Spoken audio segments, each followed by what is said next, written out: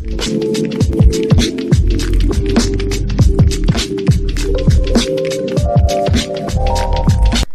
everyone, thank you for joining me again today for another video regarding narcissistic abuse and narcissistic abuse topics.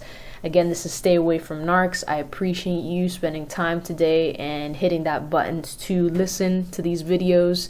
Again, if you could like, comment, and subscribe if you have not already, and hit that notification bell. I like to put out new videos almost every week and get this information about narcissistic abuse out there in the community.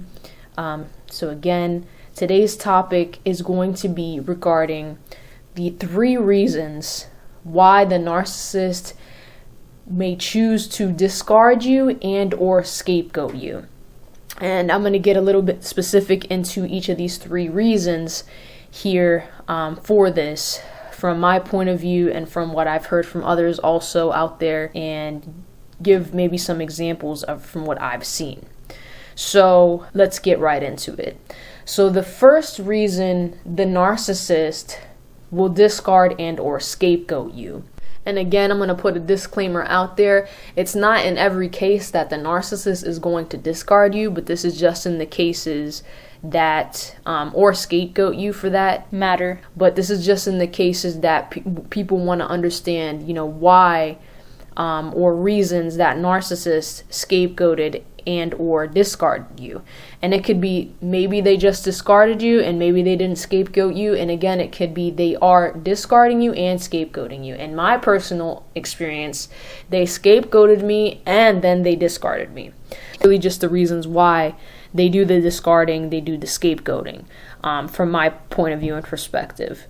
Okay, so the first reason I give regarding why the narcissist scapegoats and or discards is because you, and this was in my case, you as a human being with good kindness and compassion of your heart, when you start to see that narcissist and you start to notice their abusive, toxic, filthy, disgusting ways and what they're doing to others, either in their family or whoever it is that they're abusing, most of the time that they're abusing you, and you notice and you pick up on it, and you start to call them out. It doesn't even need to be that they are abusing you. It could be that you see that they're abusing somebody else, and you notice the toxicity, and you notice the wrongness about it, and you notice the putridness about it, and how disgusting they are for what they've done to either you or others. You call them out, and you no longer want to stand for that abuse. You refuse to enable that abuse. You will no longer enable the abuse. You will no longer take a stand for it, and you call them out. This is one of the major reasons the narcissist will either scapegoat and or discard you. They will either do one or the other in this case. And most likely they will do both. In my case, like I said, they did both. At this point, when I first noticed that the narcissist, I had that narcissistic mother-in-law, when I noticed her toxicity, especially against her son, the abuse especially against her son, and I started to pick up on it and I started to question her about it, and even another one of my family members started questioning them about it, I became the scapegoat. And I knew I became the scapegoat because before that, I was essentially the golden child. I was essentially somebody in her life that, I was the daughter-in-law that can do no wrong. I was the golden child. She bought me the dresses and she dressed me up, and that's what the narcissistic parent does with their golden children. They give them everything, they buy them everything, and they'll love bomb the heck out of them. But the second you go against that narcissistic parent and or narcissistic in-law, they will start to scapegoat you. They will start to paint you as somebody that doesn't know how to do anything right. They will start to paint you as every ugly name in the book. They will start to put the blame on you. And they scapegoat because you call them out on something they did wrong. A scapegoat essentially gets blamed for everything in the family, right? So instead, you calling that narcissist out for doing wrong, which obviously they're the one that did wrong, not you. Instead, they're going to put the blame on you and scape you and point the finger at you. And they're going to have the whole family, believing that you're the one that did it because you become the scapegoat and you become the bad one and you become the one that does wrong just because you spoke out against the wrongness of the narcissist. And this is how cruel they can be. And the scapegoating process, let me know in the comments if you want me to do a full-blown video on scapegoating. I really want to, because I've been a scapegoat my life from my own family and from this narcissistic mother-in-law that I have had, just for the sole fact that we speak out against injustice. And if you have ever been a scapegoat, if you have been constantly putting blame. Me and my ex-fiance were both scapegoats, right? He was the scapegoat because he was also the one in the family that spoke out against the injustice. But eventually he just, shut his mouth shut because he didn't want to take any more abuse. He didn't want to be scapegoated anymore. I said, no, you could scapegoat me all you want, but I'm not standing for this injustice. I'm getting the heck out of here. There's some people that, especially the children of narcissists, especially if in their scapegoat role, then the scapegoat has the easiest way of getting out because they cannot stand injustice and they will just get up and leave. It's not in the case for every child. I don't believe that's a scapegoat. Like in the case of my ex-fiance, they might just shut down and just want to be a golden child instead of the scapegoat and hate the scapegoat role. But I was like, no. And if you are a scapegoat, you should be proud because you're not standing for that abuse. But anyway, other than the scapegoating process, I was then discarded. And in the discard, the reason why they discard is for the same reason. Because that narcissist cannot stand anybody that is not going to enable them. The narcissist constantly needs you. The only reason that they have you around is that as their narcissistic supply and keep you around and love bomb you is because you are enabling their toxic ways. You are agreeing with what they do. You are being a friend to them. You are being an acquaintance to them. You are helping them. You are stroking their ego. If you are not doing any of those things to the narcissist, they'll get rid of you. It's easy. They're going to get rid of you. Narcissist, a lot of people like to say, well, the narcissist gets bored. Then, yeah, the narcissist gets bored. They get bored quick because they never really loved you. They were just love bombing you, essentially. They were just using you conditionally. And the second that they're not able to get a conditioned either ego stroke out of you or, they get bored off of your ego strokes, or you start to speak up against them and will no longer enable their toxic ways, they're going to get rid of you. They're going to just discard you.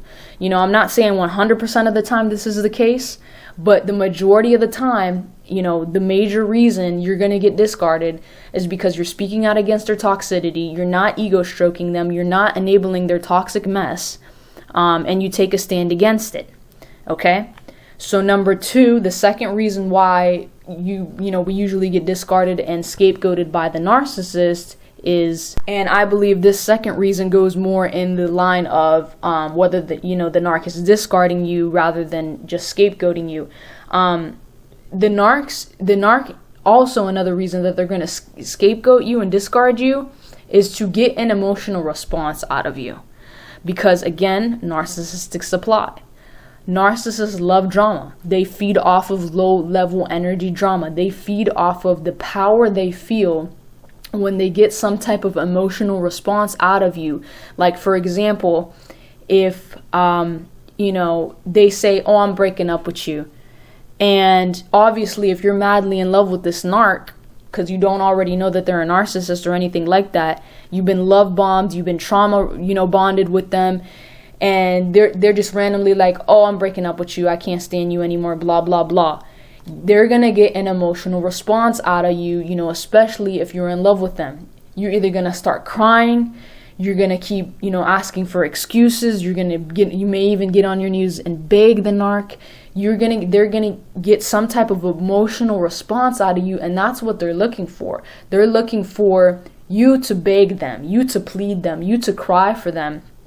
Because when you do that, when you give them that emotional response, their ego gets high, they feel powerful, they feel like they have that control, and that's what they want to see in you. They want to feel, they get a high out of, a lot of these, especially these highly toxic narcs, they get a high out of your pain. They get a high out of your tears. They get a sadistic pleasure from when you are upset and sad because they feel like they're all powerful.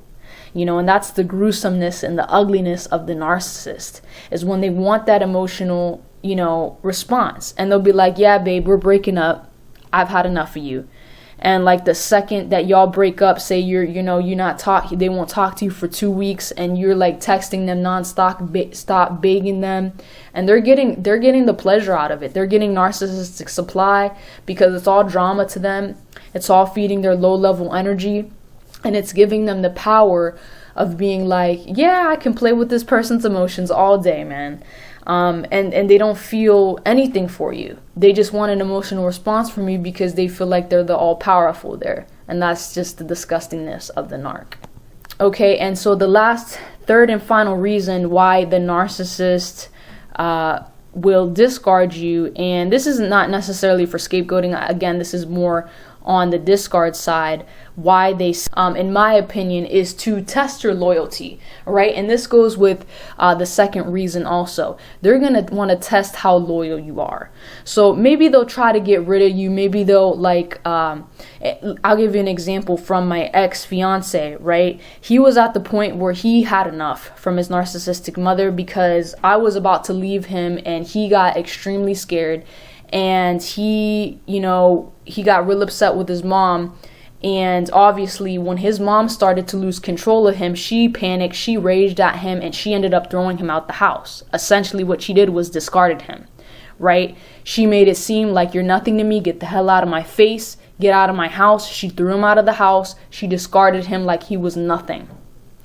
And she did that to test his loyalty. She did that to see, I'm going to throw him out the house. I'm going to see if he's going to come back to me. I'm going to see if you're actually loyal supply or not. Do I really need you as a supply or not? Because if you're not loyal to me, if that narcissist feels like you're not going to be loyal to them, they don't need you. They'll try to get another supply somewhere else. In her case, he was her scapegoat child, so she really needed him because she had no other scapegoat in the family. But she had another son that she could have easily picked up as a scapegoat. But I won't go into all of that. But essentially, the narcissist will test your loyalty. They'll discard you. They'll be like, get the hell out. I don't want to see you. To see if you really are going to crawl back to them.